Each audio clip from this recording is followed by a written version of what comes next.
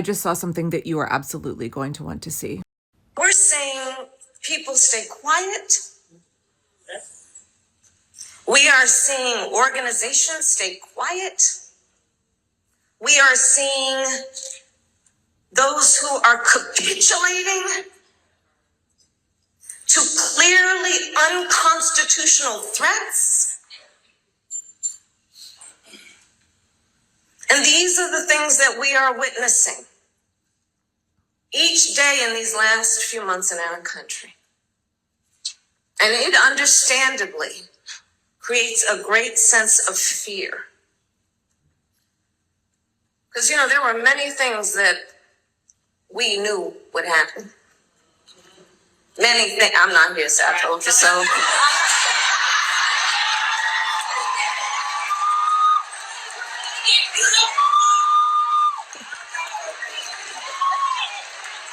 I swore I wasn't going to say that. But I'll say this. Fear has a way of being contagious. Okay? When one person has fear, it has a way of spreading to those around them and spreading. And we are witnessing that, no doubt. But I say this also, my dear friends. Courage is also contagious. Courage is also contagious. That was Kamala Harris yesterday, April 3rd, in a surprise appearance before a leadership summit for Black women. Do you know what else she said in that speech?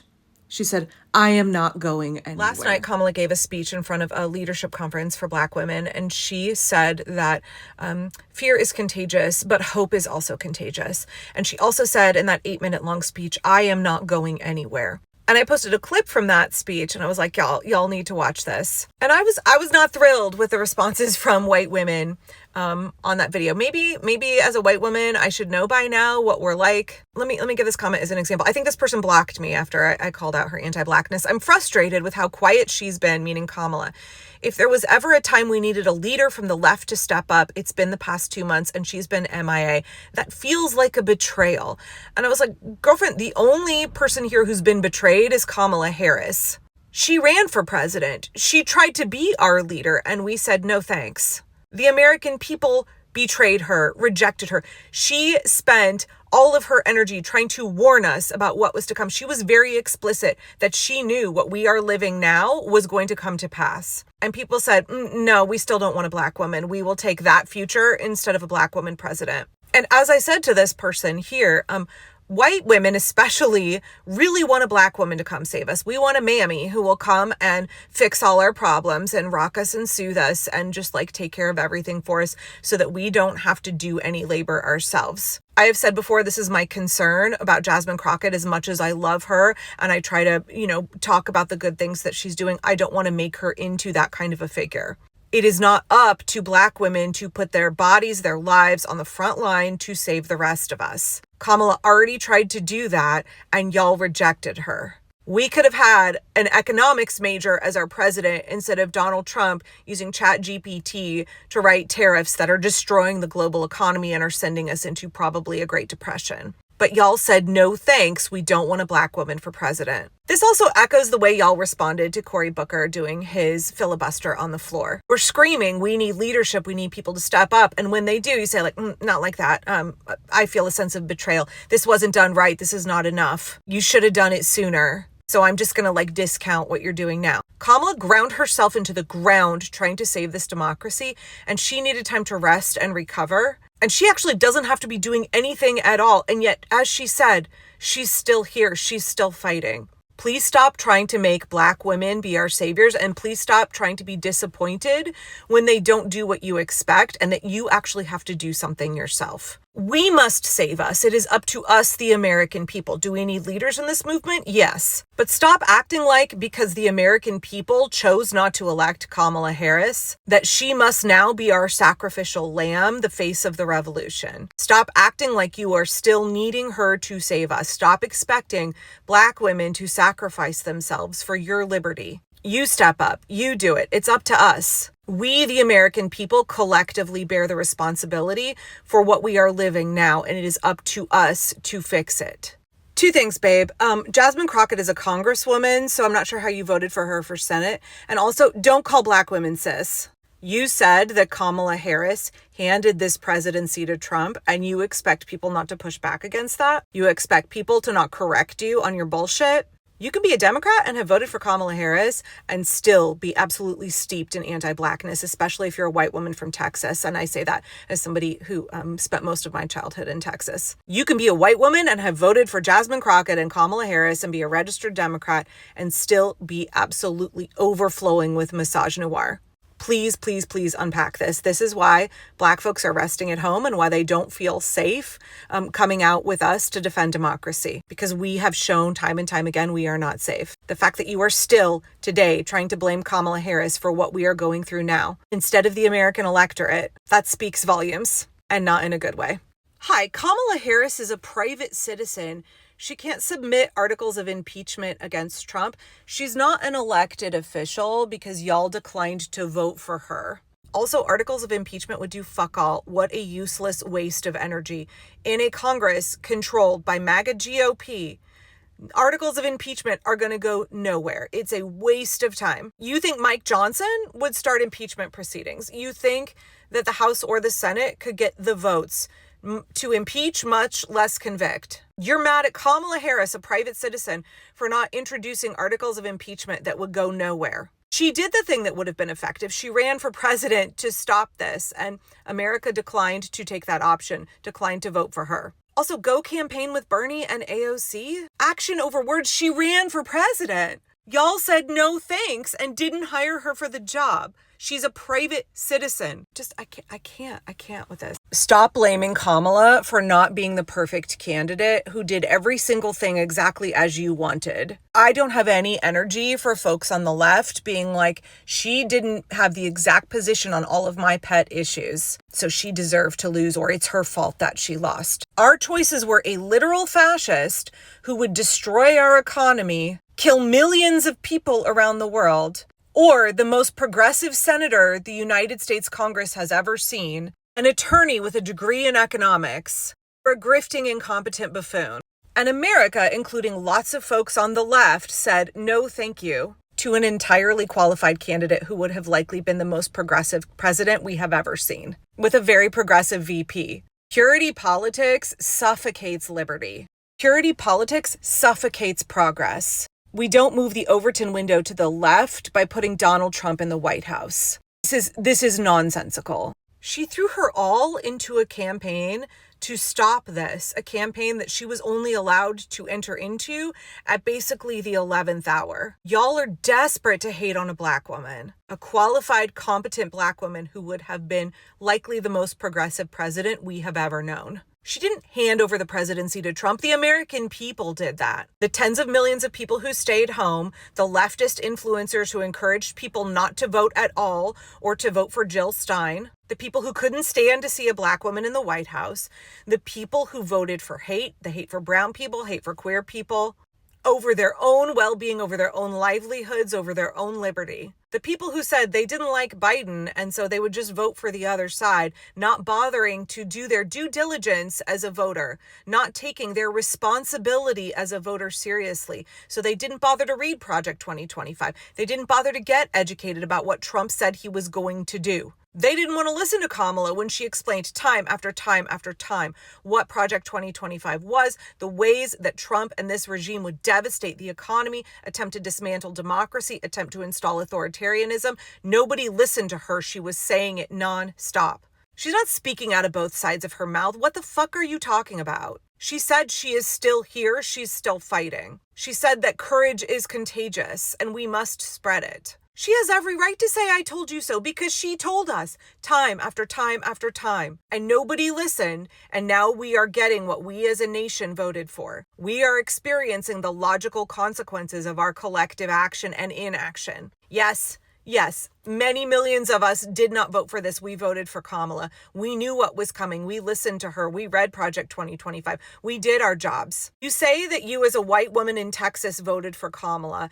and yet you spent a lot of time in my comments basically being like, this is her fault. You want to place all of the blame on a black woman for not saving us, when ultimately it was always up to us to save ourselves. We chose not to do that by, as a nation, not voting for her. And instead of introspecting about how it is that we, the American people, put ourselves here, you just want to continue to blame Kamala. You will do anything to hate on a black woman. You will justify anything in order to make her your scapegoat. And yet at the same time, I'm seeing folks in my comments who are like, she needs to come back and save us. Like, please unpack your misogynoir. Please examine why it is that you want to take a black woman and make her both the fall guy and expect her to be your savior. I know I already replied to this comment, but I have more to say. We do not move the Overton window to the left by getting right-wing candidates elected. We don't move the Overton window to the left by making sure that the more progressive candidate on the ballot loses. Kamala Harris was the most progressive person to ever serve in the United States Senate. More progressive than Bernie. Look at her voting record.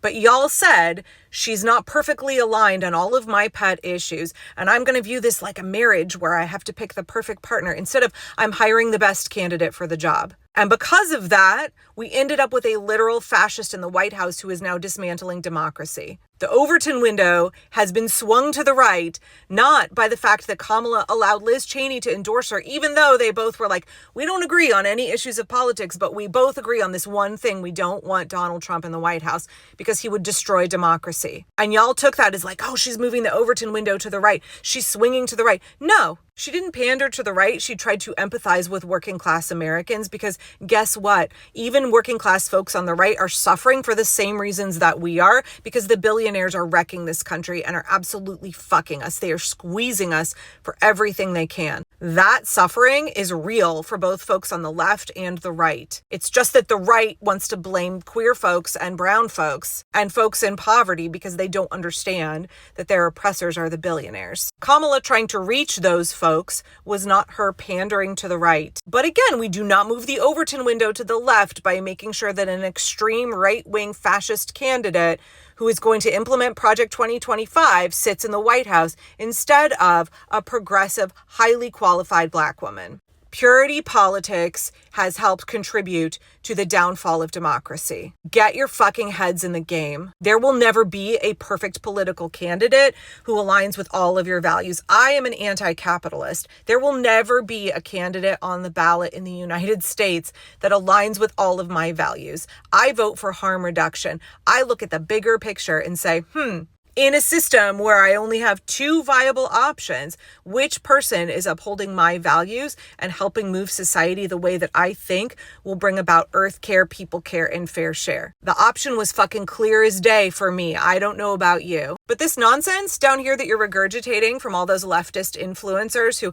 I'm really beginning to think that they had some other kind of ulterior motivation because they pushed so hard to be never Kamala, don't vote for Kamala, you can't vote for her. They wanted Trump in the White House. And they got him. How's that Overton window looking now? If we want to restore our democracy, we have got to jettison this nonsense purity politics. We have got to form a solidarity movement where we are a coalition of people with diverse political beliefs, but we are united around one thing. We must restore our democracy. We must overturn authoritarianism. We must reestablish the rule of law. We do not ever get to hash out these issues again. We do not get to ever have progressive politics again. We do not get to discuss the human rights of people here and around the world ever again, and what that looks like and what we fund and reforming where we send our tax dollars. We do not get to ever work through those things again and hash them out in this country until we topple authoritarianism and we restore democracy. That is going to take a really diverse group of people who have very different political opinions coming together, understanding that we have one goal right now. You are either for Trump or you are for democracy. You are either a fascist or you are against the fascists. Anybody who declares themselves on this side must be our ally, and we must let go of petty squabbling over smaller issues. Issues that may be near and dear to our hearts, issues that may be really important to us, but we know we will never get to fight for them again unless we do this thing first, unless we come together and restore our democracy first. Get your head screwed on straight. Understand the assignment. Do not get distracted by all of this shit that has been barfed up by far leftist, tankies, accelerationists, people with dubious motivations who are trying to tell you that if a candidate does not align perfectly with all of your positions, or a person does not align perfectly with all of your politics, you cannot work with them, you cannot support them, you cannot, join together in a common cause. Purity politics is extremely toxic. I am begging you, learn how to let go of that shit. Learn how to work with people who are different than you, because it is necessary. It is necessary right now to form a broad coalition of millions and millions of people. MAGA folks were willing to cut off their nose to spite their face, in that they were willing to sacrifice their own freedoms, their own quality of life, as long as they got to hurt immigrants and queer folks more. Folks on the far left are also willing to cut off their nose to spite their face. They're willing to live in a system of fascism, as long as they think that will punish the people who are not as far left as they are. As long as they can maintain their self-righteous position of, my politics are more pure and you didn't align closely enough with me, so that's what you get. I'm telling y'all, get over this shit right now. Deconstruct from it. Understand that there is one goal. There is one job that we have to do. Set everything else aside. We allied with the Soviet Union to defeat the Nazis. Your self-righteousness will not save any lives. It will not fill your empty bank account or your empty belly. It will not save the millions of children around the world who are dying from vaccine-preventable diseases, from starvation, from the lack of clean water, thanks to Doge and Musk and Trump. Your purity politics are sabotaging the values you hold dear. They're sabotaging the future that you really want. If you want to build a better world, then we've got one job right now, and that is to topple authoritarianism so that we can begin to do the good work that we need to do, so that we can begin to wrestle with these issues and create a more just society. If we don't stop this, all that lays in front of us is more and more and more suffering. For us, for Palestinians, for everybody around the world. Please get your head in the fucking game. One job. You have one job right now.